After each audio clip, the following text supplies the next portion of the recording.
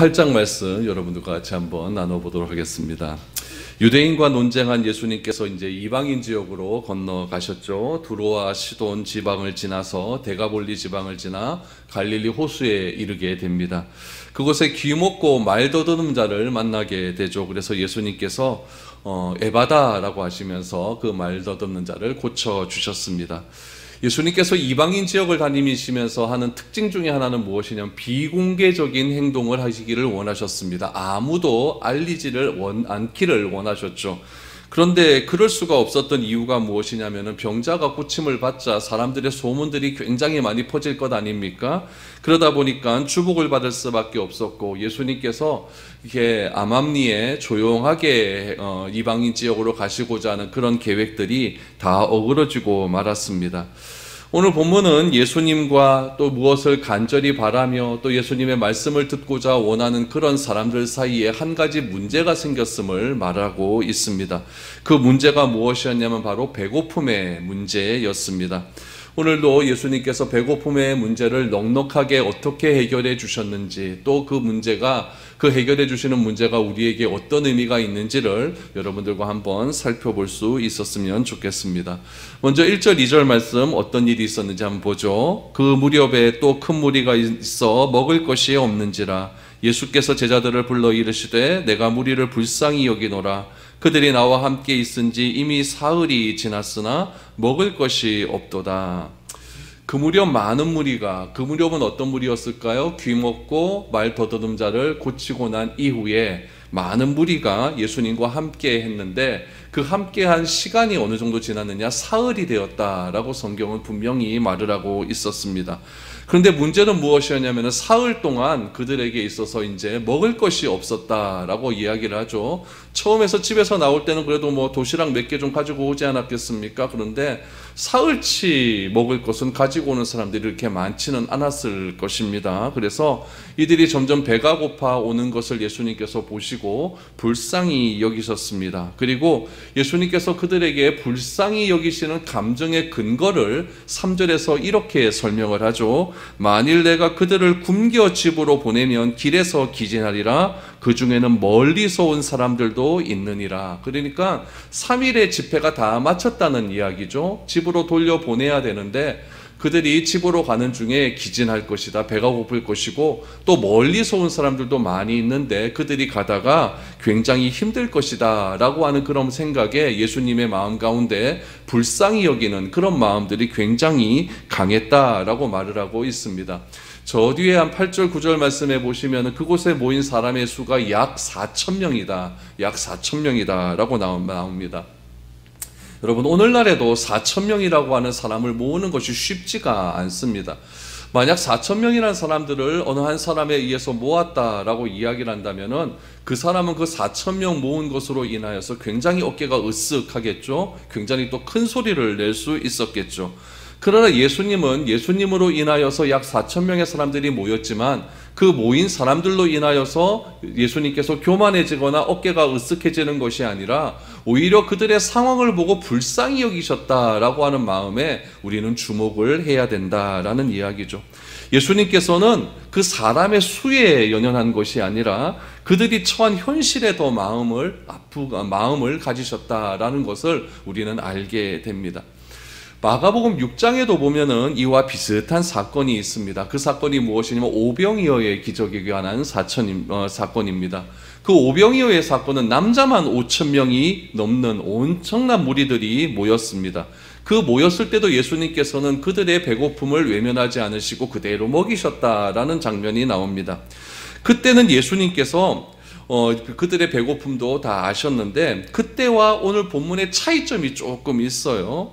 그때는 어떻게 이야기했냐면 예수님께서 그들의 배고픔이 참 어렵다, 배고팠다라고 이야기를 했더니 이 제자들이 무엇이라고 얘기하냐면은 돈을 이유로 삼죠. 우리가 200데나리온의 돈을 어디서 구할 수 있겠습니까? 라고 하면서 그 일이 불가능하다라고 이렇게 이야기를 한 적이 있습니다. 근데 오늘 본문의 내용은 마가복음 6장에 나오는 오병이어의 기적과 굉장히 유사합니다. 비슷합니다. 비슷하지만은 순서의 내용이 조금 다르고 또 어떻게 이루어졌는가, 어떻게 행해졌는가 하는 그런 내용들이 조금의 차이점이 있다는 것을 알게 됩니다. 오병이어의 기적에서는 제자들이 먼저 예수님께 식사 문제를 거론합니다. 예수님, 이들이 지금 배가 많이 고플 겁니다. 이들을 어떻게 하면 좋겠습니까? 라고 했더니 예수님께서 그럼 어떻게 하면 좋겠느냐 물어봤더니 200데나리온의 돈이 필요한데 그것을 우리가 어떻게 해결할 방법이 없습니다. 라고 이렇게 얘기하지 않았습니까? 근데 오늘 본문 말씀에서는 제자들이 먼저 예수님에게 배고픔의 문제를 말씀하신 것이 아니라 예수님이 먼저 이들의 배고픔을 아셨다라고 말을 하고 있는 것이죠. 그래서 예수님께서 먼저 무리들의 배고픔의 문제를 거론하기 시작을 하십니다. 그랬더니 제자들의 반응이 어떤가? 4절을 보십시오. 제자들이 대답하되 이 광야 어디서 떡을 얻어 이 사람들로 배부르게 할 수 있으리까? 제자들이 이 광야에서 먹을 것을 어떻게 구할 수 있습니까? 라고 오히려 예수님께 반문하는 장면을 보게 됩니다. 예수님께서는 지금 무엇을 보셨느냐? 배고픔에 시달리고 있는 무리를 불쌍히 여기시는 마음을 가지시고 제자들에게 얘기를 했지만 제자들에 의해서 아주 단호하게 거절당하는 그런 모습을 보게 됩니다.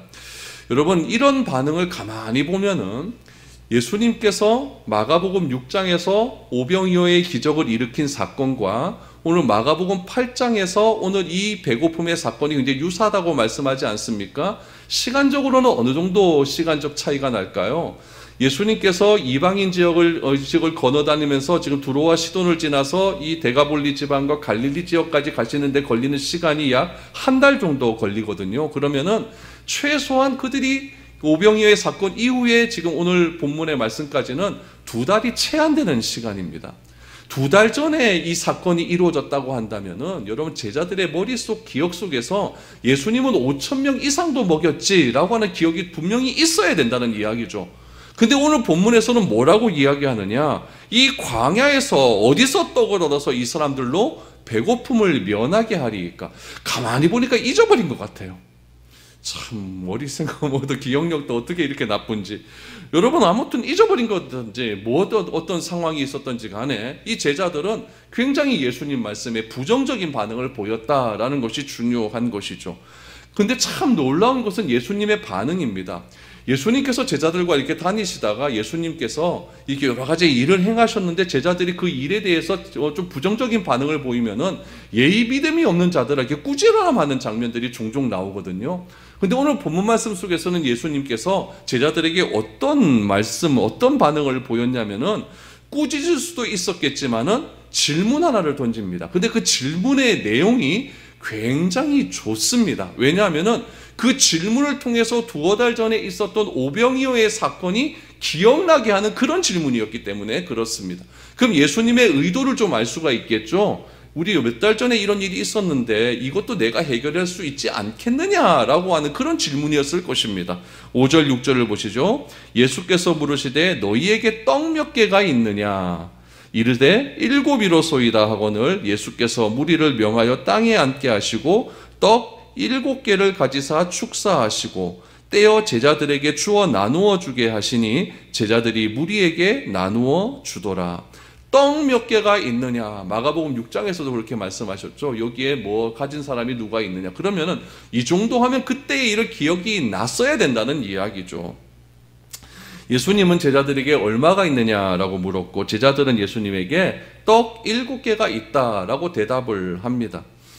그 이후에 제자들에 대해서 제자들이 예수님이 원하시는 대답이 나오지 않자 그냥 예수님은 자기의 행하시는 일을 하시기 시작합니다. 어떻게 하셨습니까? 그곳에 모인 무리에게 땅에 앉으라 라고 말씀을 하셨죠. 그리고 제자들이 가져다 둔 떡 7개를 가지고 축사를 하셨습니다. 기도를 하셨다는 이야기죠. 기도를 하시고 제자들에게 나누어 주라 라고 면하자 제자들은 무리들에게 그 떡을 나누어 주었습니다. 그 순간 7개의 떡이 어떻게 되었습니까? 그 자리에 모은 사람들이 먹고도 남을 만큼 늘어나 앉은 자리가 풍성하게 먹었다는 것이 성경의 기록입니다. 예수님의 이적은 이것으로 그치지 않습니다. 7절 8절을 보시죠. 또 작은 생선 2마리가 있는지라 이에 축복하시고 명하사 이것도 나누어 주게 하시니 배불리 먹고 남은 조각 7광주리를 거두었다라고 말합니다. 예수님은 작은 생선 2마리가 있다는 것도 아셨습니다. 그것도 가지고 오라고 하셨죠. 오병이어의 기적과 조금 차이점이 보이십니까? 오병이어의 기적은 그것을 한 번에 기도하셨지만은 칠병이어 오늘 본문 말씀 속에서는 따로따로 기도하시고 나누어 주었다라는 것을 알게 되죠. 생선 2마리를 가지고 오게 하셔서 축복하시고 무리들에게 나누어 주었더니 먹을 만큼 굉장히 풍성한 잔치가 이루어지게 되었습니다.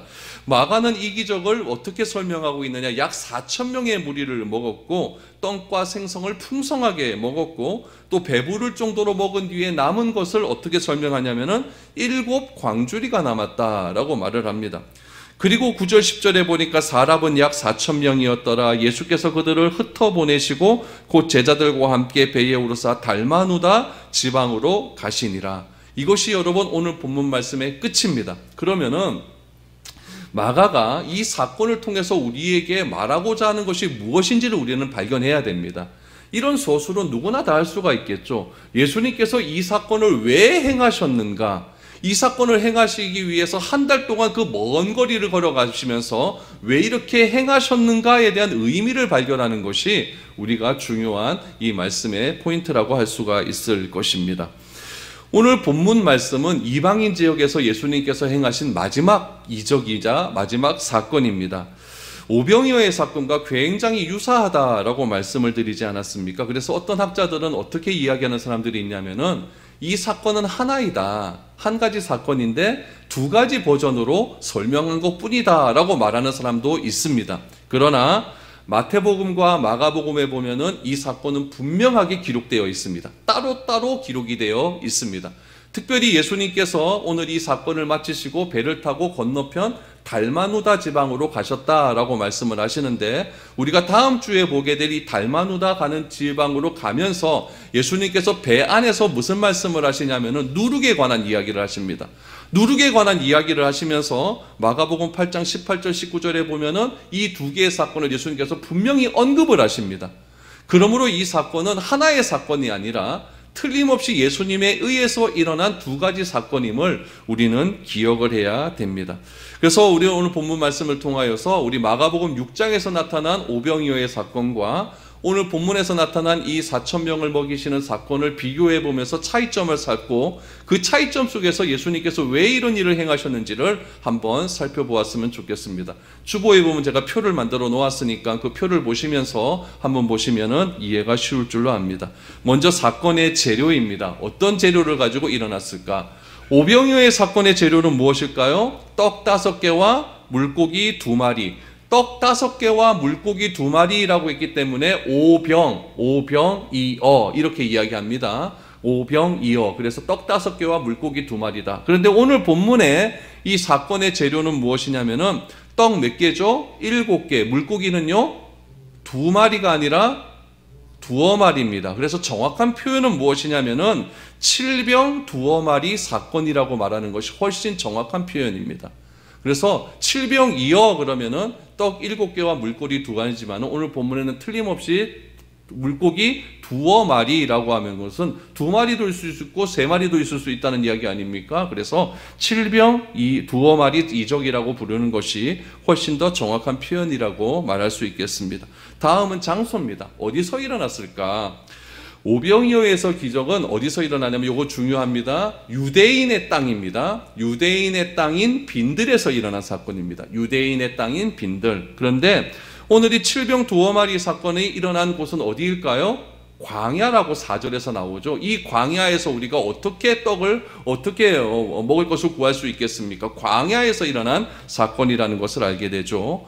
오병이어에서는 그곳에 모인 사람을 먹이기 위해서는 200데나리온의 떡이 필요하다, 돈이 필요하다라고 말을 했는데 7병 2어마리 기적에서는 그곳에 모인 사람들이 사흘간 먹지 못했다라고 말을 하고 있고 3절 말씀을 보시면 광야에서 굶주린 상태로 집으로 돌려보내면 길에서 기진할 것이다 라고 예수님은 말씀하셨습니다. 왜냐하면 멀리서 온 사람들이 있기 때문이다 라고 말을 하죠.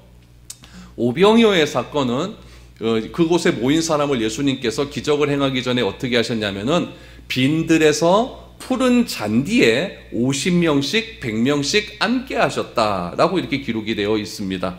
그러나 7병 두어 마리의 기적에서는 무엇이라고 얘기했냐면은 땅에 앉아라 라고 이렇게 말씀하고 있죠. 그리고 여러분, 먹고 남은 것이 어떻습니까? 5병이어의 기적은 12바구니입니다. 12바구니고 7병 두어 마리의 기적은 7광주리입니다. 여러분, 이것도 여러분, 어떤 사람은 5병의 기적할 때 12광주리 카는 사람도 있고 12바구니 카는 사람도 있고 그런데 12바구니가 정확한 것이고 7병 두어 마리 기적은 여러분 7광주리가 정확한 표현입니다. 함께 먹은 사람은 어떻게 되어 있느냐? 마태복음의 기록에 보니까 여자와 어린이 외에 5,000명이다 라고 기록되어 있고 본문에서는 약 4,000명으로 이렇게 기록이 되어 있습니다. 그리고 오병이어의 사건 이후로 예수님께서는 건너편 벳세다로 가셨다라고 말씀을 하셨고 7병 두어 마리 기적 이후에서는 달마누다 지방으로 가셨다라고 말씀하셨습니다. 그러니까 여러분, 오병이어의 사건은 예수님께서 이 사건을 행하시고 벳세다로 가셨으니까 벳세다 맞은편에서 일어난 사건이라는 것을 알게 됩니다.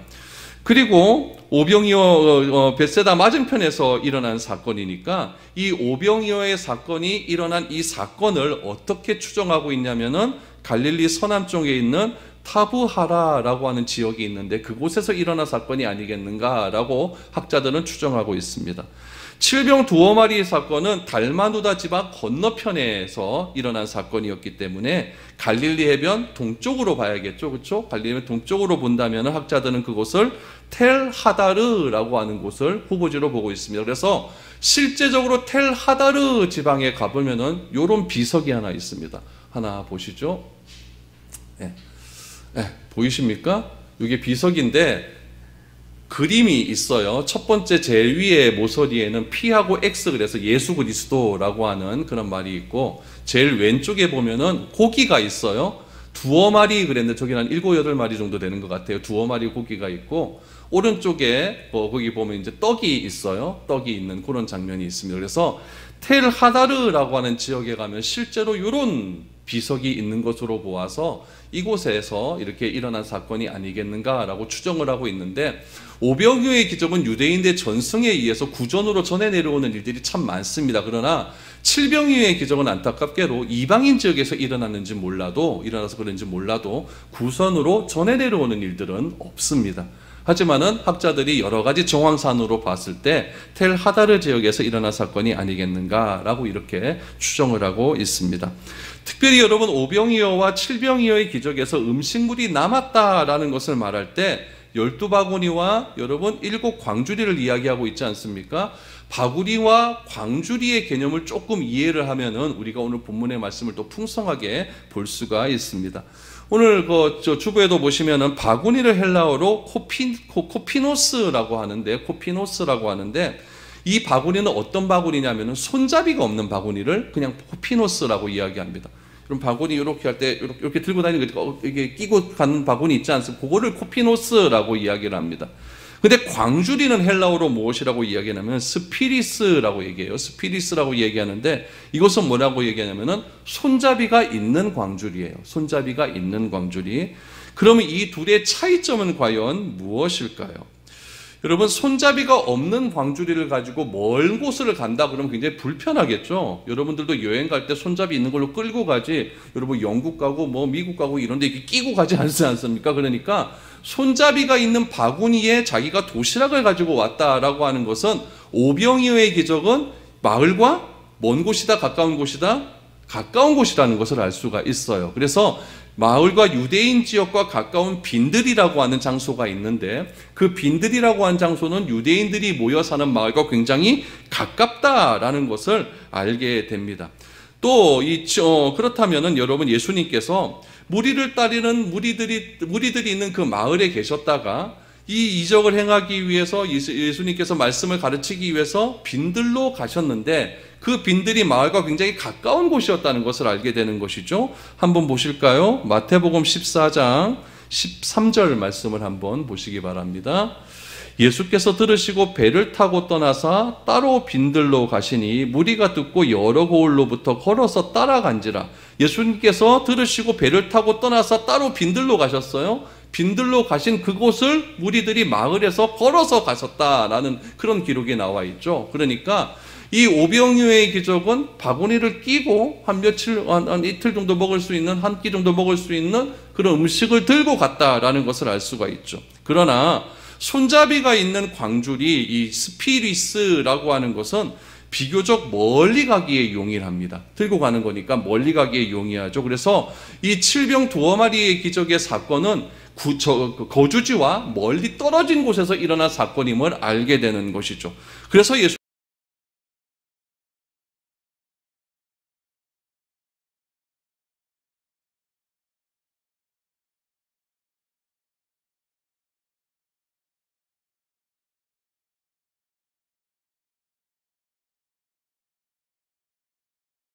사건은 주거지에서 멀리 떨어진 곳에서 일어난 사건임을 우리는 알게 됩니다.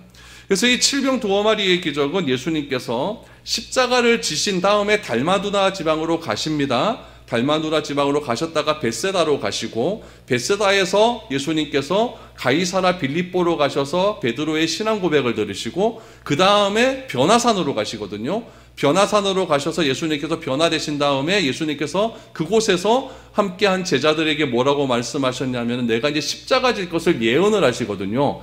예언을 하시고 산에서 내려오시죠. 산에서 내려오셔 오셨을 때 제자들이 귀신 들린 아이를 못 고치는 장면을 보고 왜 믿음이 없느냐, 기도 외에는 이것이 나갈 수가 없다라고 말씀을 하셨고, 그리고 예루살렘으로 들어가십니다. 마지막 예루살렘으로 들어가시는 장면을 봤을 때 예수님께서 행하신 이 사건은 지금 이방인 중에서 행하신 마지막 사건을, 아주 클라이막스를 이 사건으로 끝맺음하고 있다라는 것을 우리는 알게 된다는 것이죠.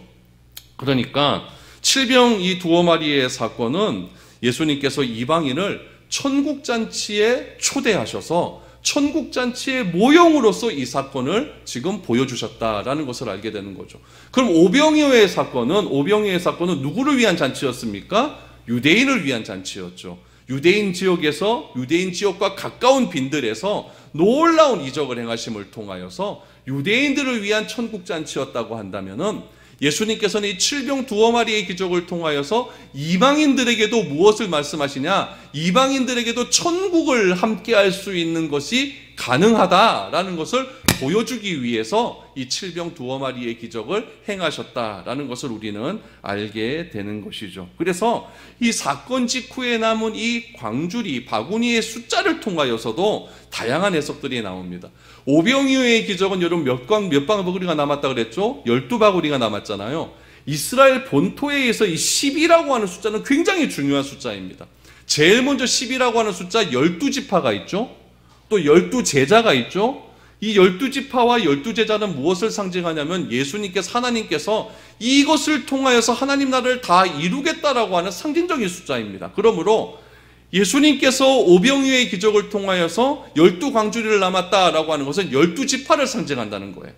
이스라엘 전체를 내가 구원하겠다. 이스라엘 전체를 내가 천국으로 내가 인도하겠다. 천국을 내가 맛보아 주겠다. 이 사건이고, 7광주리라고 하는 것은 7이라고 하는 숫자는 완전수인데, 이방인들의 수를 행할 때 이스라엘 백성들이, 가나안 족속들이 몇 족속이었다고 하면 7족속 아닙니까? 가나안 7족속. 이 7족속을 상징하는 거다라고 보는 겁니다. 그러니까 요단 동편대도 지금 가나안 족속들이 있는 그런 곳이니까 이 7족속도 하나님께서 택하신 민족이다. 이방인들도 하나님께서 택하신 민족이라는 것을 보여주기 위해서 유대인 땅에서 행한 똑같은 일을 지금 어디서도 행하신다? 이방인 땅에서도 똑같이 행하셨다라고 그렇게 말을 하고 있는 것입니다. 그럼 여러분, 유대인 땅에서 행하신 이 오병이어의 기적, 이방인 땅에서 행하신 이 칠병 두어 마리의 기적을 통해서 이 마가복음의 흐름으로는 우리가 어떻게 이해할 수가 있을까요? 여러분, 마가복음 7장에 들어오면서 아주 놀라운 일들이 일어났습니다. 예수님이 놀랍게 지금 막 소문이 막 퍼져나가고 있었죠. 이 소문을 누가 조금 안 좋게 보았습니까? 예루살렘에 있는 종교 지도자들이 안 좋게 보지 않았습니까? 그래서 바리새인과 서기관들 몇 명을 예수님이 계신 곳으로 보내지 않았습니까? 보내서 지금 부정에 관한 논쟁을 펼쳤던 일들이 마가복음 7장에 나오지 않았습니까? 그러니까 유대인의 전통과 하나님의 율법 사이에 충돌이 일어났다는 이야기예요. 그럼 유대인들은 더럽고 깨끗한 것을 어떻게 구별했느냐? 조상 때부터 내려왔던 전통들이 있어요. 성경에 보면 장로들의 전통이죠. 그 장로들의 전통을 지키느냐 지키지 않느냐에 따라서 더럽고 부정한 것이 판결되었다는 이야기예요. 근데 예수님은 어떻게 하느냐? 그게 아니라는 이야기죠. 그것이 아니다. 율법의 참된 의미는 그것을 행함을 통하여서 더럽고 부정함을 판결하는 것이 아니라 율법의 참된 의미는 사랑함에 있다는 것을 계속적으로 강조를 하셨습니다. 계속 강조하시면서 하나님을 어떻게 사랑하는 방법이 율법에 나와 있는 것이고 사람을 어떻게 사랑하는 방법이 율법에 나와 있는 것임을 강조하고 있는 것이죠. 그런데 이 유대인들은 어떻게 했느냐? 그게 아니라고 여겼던 것이죠. 그래서 나를 구원해 주신 하나님의 은혜와 사랑에 대한 감사는 다 사라져버리고 나는 거룩하고, 왜 거룩할까요? 전통을 지키니까. 나는 거룩하고 전통을 지키지 않는 이방인은 더럽다라고 하는 그런 규정을 만들어 버렸다는 이야기죠. 그러니까 굉장히 하나님의 율법이 지금 어떻게 되었느냐? 변질이 되어버린 거예요.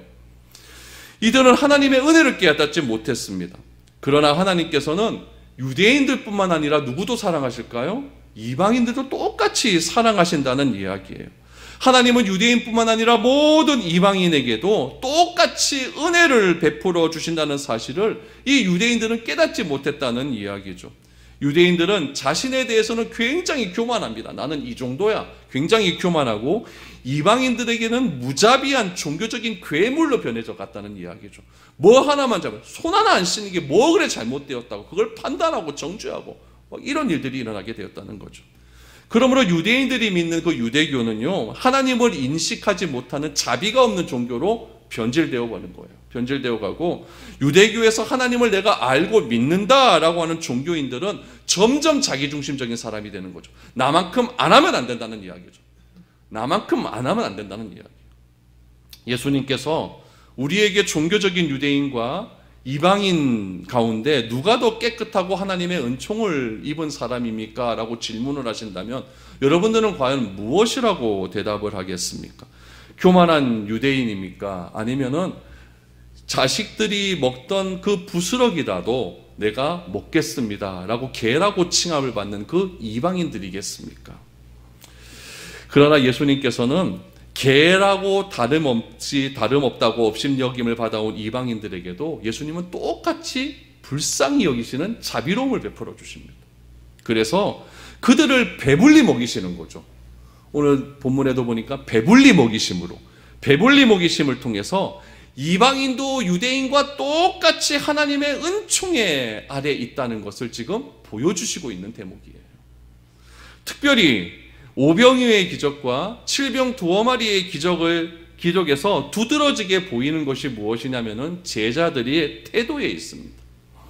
제자들은 예수님이 하시는 일에 한결같이 부정적이고 소극적인 태도를 보이고 있습니다. 오병이어의 기적에서는 먼저 청중들의 배고픔을 염려하면서도 그들을 어떻게 먹일 수 있을까에 대한 현실적인 문제에 대해서는 굉장히 부정적인 대답을 하죠. 200데나리온의 돈이 필요합니다. 1데나리온이 하루 노동자 일당입니다. 그럼 200데나리온이면 200일치 돈이에요. 꽤 큰 돈이죠. 이 돈을 내가 어디서 구해오겠어? 제자들 말 틀린 말도 아니에요. 그러나 여러분 제자들이 오병이의 기적을 행하고 난 다음에 여러분 제자들이 바다 위를 건너고 그 뒤에서 여러분 수많은 일적을 행했다고 한다면 예수님이라고 하는 분이 있다면 이것도 어떻게 해결할 수 있지 않을까라고 하는 그런 마음도 없었다는 이야기죠. 오늘 본문에서는 어떻습니까? 오병이어의 기적의 장소는 빈들이었고 이들을 먹이기 위해서 200데나리온의 돈이 필요하다는 계산까지 마쳤는데 오늘 본문에서는 제자들은 돈이 아닌 다른 핑계를 들어서 백성들의 어려움을 해결하려고 하지 않습니다. 자기들은 먹을 것을 구하지 못합니다. 왜요? 마을과 멀리 떨어져 있기 때문에. 광야에서 어떻게 먹을 것을 구할 수가 있겠습니까? 환경을 탓하는 것은 안 하려고 하는 사람에게 흔히 찾아볼 수 있는 핑계죠. 나는 이것 때문에 못합니다. 저것 때문에 못합니다. 하지만 하려고 하는 의지만 있다면 그것이 무슨 문제가 되겠습니까?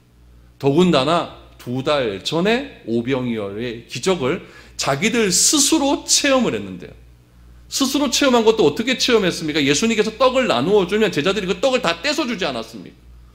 그럼 여러분, 이거는 놀라운 일이어서 자기들의 손에 의해서 나갔을 때 그것이 이루어졌다는 거거든요. 그것을 제자들이 체험했음에도 불구하고 광야에서 떡을 못 구합니다, 이렇게 말을 하고 있다는 거죠. 제자들의 믿음 없음을 우리는 알 수가 있는 것이죠. 이런 제자들에게 예수님은 제자들을 탓하지 않습니다. 오히려 그들을 가르치고 있는 거죠. 떡이 몇 개나 있느냐, 떡이 몇 개나 있느냐. 예수님께서는 칠병이의 기적은 오병이의 기적과 다른 방식으로 행하는 거죠. 먼저 떡 7개로 축사하신 후 그곳에 모인 사람들이 먹을 것을 만드신 이후에 다음에는 작은 생선 2마리를 가지고 또한 그렇게 하셨습니다. 예수님께서는 어떻게 보면 2번씩이나 그 자리에서 급식 이적을 행하셨던 거예요. 오병이어는 1번이었지만 7병 2마리 기적은 2번 행하지 않았습니까? 이 2번이나 반복되는 이적을 보고 제자들은 그 현장에서 과연 무엇을 깨달아야 했을까요? 자신이 믿음 없는 것, 그리고 예수님을 따르는 무리들을 불쌍히 여기는 마음이 없는 것, 이것을 깨달아야 하지 않았을까요? 예수님의 이런 마음을 통해서 사흘 동안 굶주렸던 4,000명이 넘는 사람들이 예수님을 향해 외쳤던 환호 소리를 우리는 들을 수 있어야 됩니다. 오병이어의 기적에서는 어떤 환호 소리가 들렸습니까? 이 사람은 우리를 구원할 왕이다 라고 해서 그 왕으로 예수님을 만들려고 하는 움직임이 보였죠.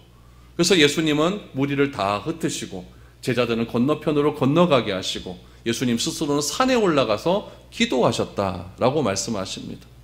오늘 이 사람들은 과연 어떤 환호성을 질렀을까요? 어떤 환호성을 질렀을까요? 예수님께서 이방인 지역도 하나님의 은총과 평화를 맛볼 수 있는 지역임을 한 달이 넘는 긴 여정을 통해서 그렇게 선포하셨습니다. 마태복음에 보면 이 이방인의 기적을 행했던 이 여러 가지 기적에 대한 결과를 이렇게 마태는 평가하고 있습니다. 그곳에서 말 못하는 사람이 말을 했다. 그곳에서 걷지 못하는 사람들이 걷게 되었다. 보지 못하는 사람들이 보게 되었다. 이 모든 사건을 이방인 무리들이 보았다. 이때 이방인들은 어떤 반응을 보였을까요? 마태복음 15장 31절은 이렇게 우리에게 말을 하고 있습니다. 말 못하는 사람이 말하고 장애인이 온전하게 되고 다리 저는 사람이 걸으며 맹인이 보는 것을 무리가 보고 놀랍게 여겨 이스라엘의 하나님께 영광을 돌리니라. 주목해야 될 것은 무엇일까요? 이스라엘의 하나님께 영광을 돌리니라. 유대인은 자기들을 위하여서 베풀어 주시고 놀라운 잔치를 통하여서 예수님을 단지 그냥 우리의 배고픔을 해결해 줄 수 있는 경제적인 왕으로 추대하려고 했지만은 이방인들은 어떻게 하였습니까? 이스라엘의 하나님께 영광을 돌렸다라고 이렇게 결론을 짓고 있습니다. 여러분, 우리가 해야 할 삶의 모습이 과연 어떤 모습일까요? 내가 서 있는 그곳에서 이스라엘의 하나님이 아니라 누구의 하나님일까요? 나의 하나님입니다. 나의 하나님께 모든 영광을 돌리는 그런 삶을 살아야 된다는 것을 오늘 이 7병 2마리 기적을 통해서 우리에게 말씀해 주고 있는 겁니다. 내 앞에서 일어나는 모든 일들이 다 기적인 것 같습니다. 내가 구원받아 하나님의 자녀가 된 것이 얼마나 큰 기적입니까?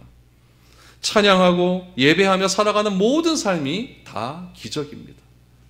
만약 유대인의 관점처럼 하나님께서 유대인만 선택하시고 유대인만 구원하시기로 작정하셨다고 한다면 오늘 이 이스라엘 동쪽에 있는 이 작은 한반도 땅에서 우리가 예수를 믿는다는 것은 상상도 못할 일이었겠죠.